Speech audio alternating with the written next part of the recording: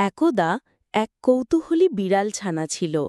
সে সারাদিন উঠোনে প্রজাপতি আর ফড়িংয়ের পেছনে ছুটত।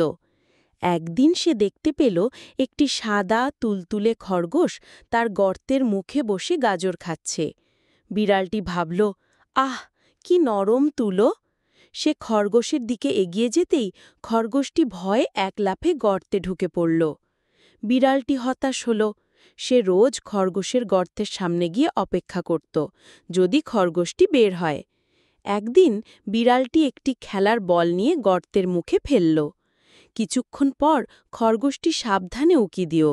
বলটি দেখে তার কৌতূহল হল। সে ধীরে ধীরে বলের কাছে এসে নাক দিয়ে ঠেলতে লাগল। বিড়াল আর খরগোশ দুজনেই খেলার ছলে কাছাকাছি এলো। তারা বুঝতে পারল ভয় পাওয়ার কিছু নেই, বরং বন্ধুত্বই সবচেয়ে মজার। এখন তারা প্রতিদিন বিকেলে একসাথে খেলে। বিড়াল বল নিয়ে আসে আর খরগোশ তার মজার লাফ দিয়ে সবাইকে হাসায়।